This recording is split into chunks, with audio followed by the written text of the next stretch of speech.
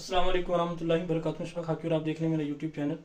Davy मैं बात करूंगा आखिरत के हवाले से। आखिरत की जो ज़िंदगी है वो हमेशा हमेशा की ज़िंदगी है। ये दुनिया की ज़िंदगी बिल्कुल मुख्तसर है, ये फ़ानी है, ये हवा में रखा हुआ चिराग है, कब उसको हवा का तेज़ झोंका लगे वो बुझ जाए।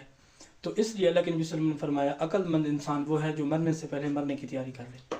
अब मरने से पहले मरने की तैयारी का क्या मतलब है? हम जो है अल्लाह के हुक्म जनाब रसूलुल्लाह सल्लल्लाहु अलैहि वसल्लम के मुबारक तरीक़ों के मुताबिक ज़िंदगी गुजारने वाले बन जाए।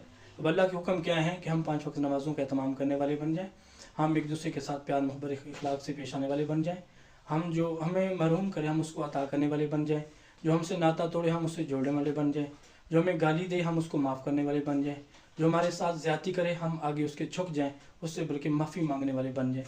ये अच्छी अखलाक की अलामत है। अगर हम थोड़ा बहुत गुस्सा दिखाएंगे, वो आगे से जो है गुस्सा दिखाएगा। और शैतान है वो दो मुसलमानों को आपस में लड़ाने में बड़ा खुश होता है। तो शैतान की नहीं माननी, अल्लाह के रहमान की माननी है, अल्लाह रहमान की माननी है। जब अल्लाह ने कह दिया कि एक बंदा हक़ पे रहते हुए अगर अपने आप को नीचा कर लेगा, उसकी इज़्ज़त में शान में कमी नहीं आएगी।